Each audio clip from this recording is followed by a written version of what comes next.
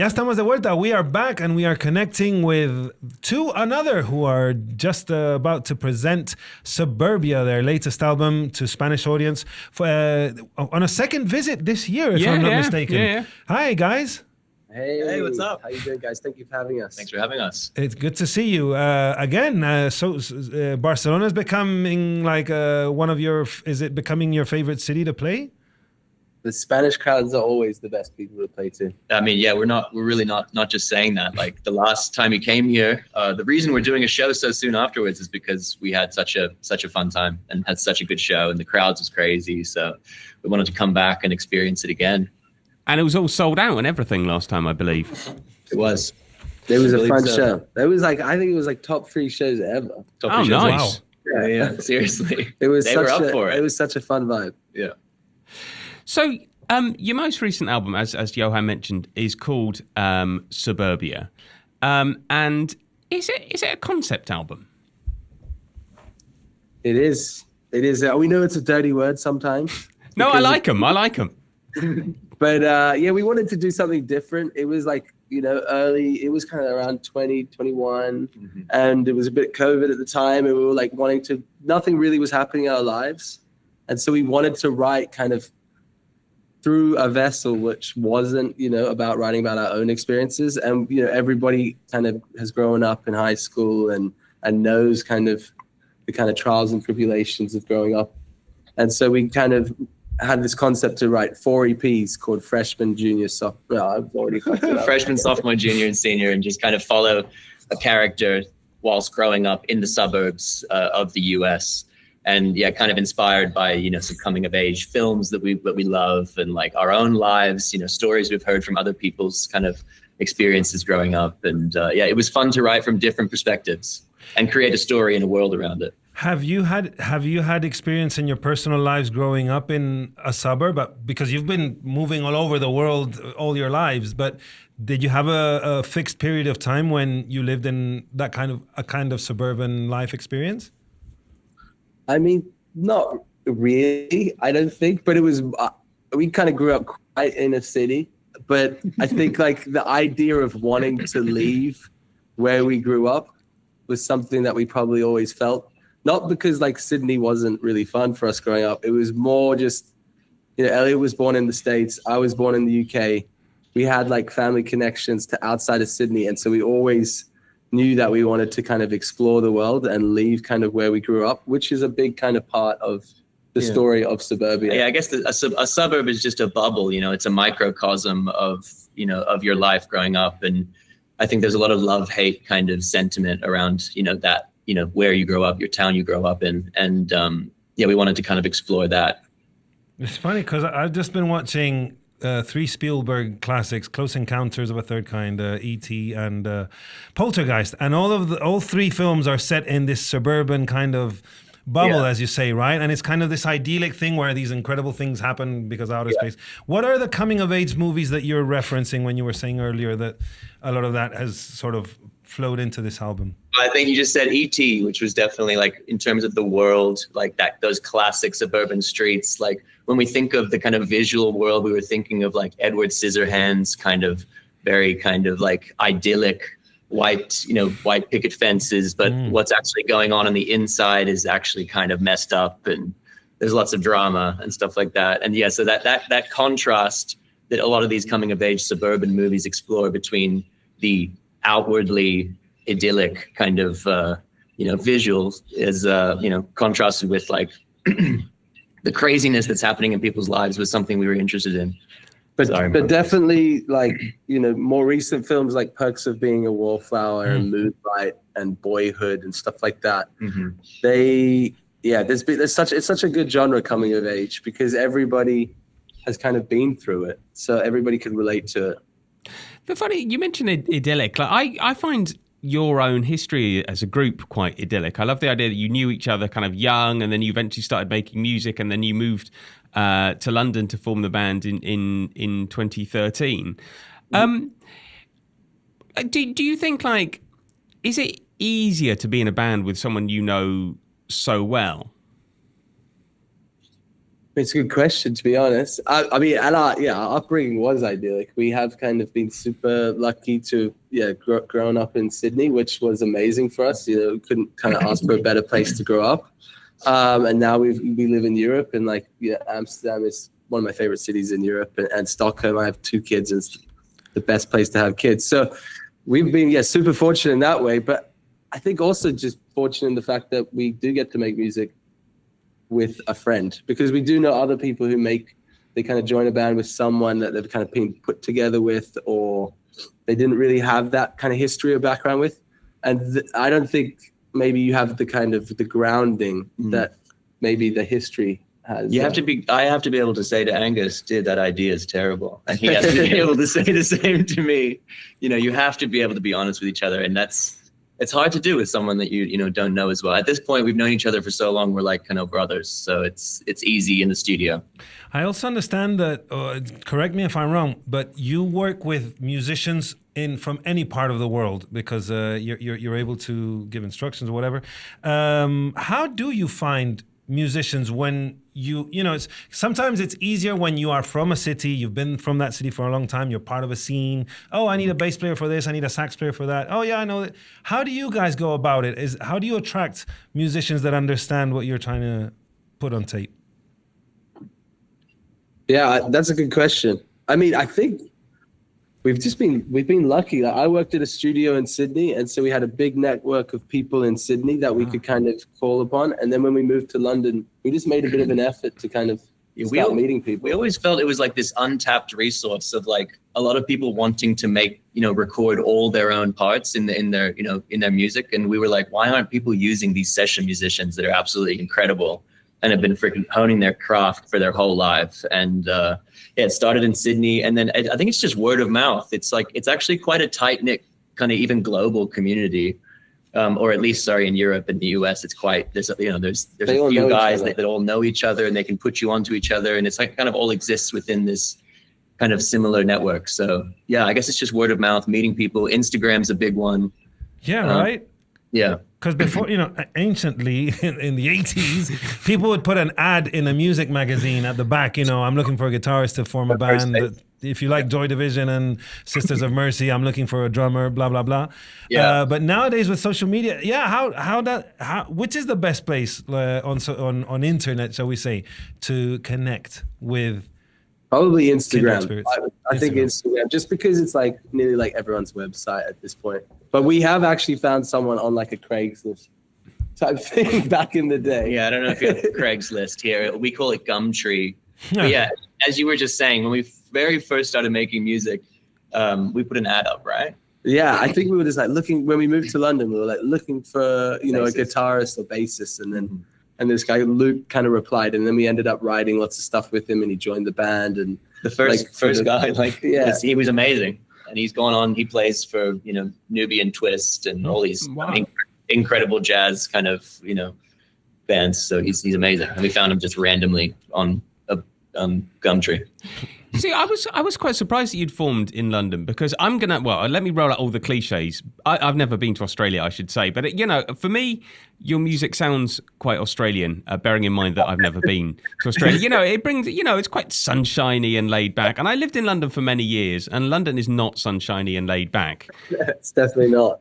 It's kind of one of those funny things where when we started making music in Sydney, but the problem with Sydney is that the weather's always good and the beach is always there. So whenever you're in the studio, you can never you're like, should we just, if things are getting tough, you're like, should we just go to the beach? Mm-hmm. And so we could never finish anything. And when we moved to London, we actually really kind of locked in the studio, and there was nothing else to do other than just kind of be stuck inside because it was miserable outside. So you worked on Back to Us, which was the previous album, for 5 years, right? And then Suburbia came just 2 years after that. Was it kind of hard to sort of accelerate that rhythm? Because 5 years on an album, it's your first album. You've got a lot of time to do it, and then there's got to be a follow up. Was that hard? I think maybe that's slightly confusing, because I think Back to Us, we had like several releases in that 5 year period of making it, but they were just tracks that some of the ones that came started from 5 years prior to the album coming out. So slightly, the timeline is a little bit warped, but I mean, it's hard to kind of, these days with streaming, people are releasing music so quickly that you kind of like, every time we release a track, a fan will be like, when's the next one coming out? So you kind of have to now pick up the pace a little bit when it comes to releasing music. Yeah, you really do. I mean, we did set ourselves quite a big task to do a 16-track album. But yeah, and I mean, we had some amazing collaborators like on this one that really, I guess you can lean on and, you know, help kind of accelerate the writing process as well. Yeah. Which sorry. Which helped get it done. I was going to say there's a sort of fascinating mini documentary you did before, about Back to Us, basically. And I hope you don't mind. I mean, you talked about having some quite hard times when you were recording that. I wondered if you could sort of tell us a bit about that. Yeah, I was going through some mental health issues and some addiction problems at the time. This seems so long ago now, and that kind of very much stalled, I guess, our progress on kind of making the album and on kind of continuing the project in the way that we'd done previously. Definitely needed to take some time for myself, and no, we're more than happy to talk about it because we think that mental health with musicians and artists is a serious issue, and I think a lot of people, a lot of musicians and artists are their emotion is so tied to their work that they sometimes lose track of themselves, and they can kind of spiral. And I guess that happened to me, and we took the time that we needed out, and then we were able to kind of reunite and finish this album. And that became a theme of that particular album of the thing that kind of brought us back together and brought us together again to create More to Another music was being in the studio and realizing we had such a connection together. Do you have any sort of tips for musicians who might be, finding things quite difficult? Yeah, I think as much as you can. I think I touched on it a little bit before, but just try and separate your music life from your personal life. You can a little bit. Try and compartmentalize that a little bit. Don't be too hard on yourself. I think a lot of musicians are very hard on themselves. If they can't write a good song in that particular day, it means that they're not a good person or they're not good enough. Yeah. Try and realize that, music is supposed to be fun and it can be stressful, but also you need to kind of take a step back sometimes and focus on your own mental health in order to be able to write the songs you want to write. Yeah.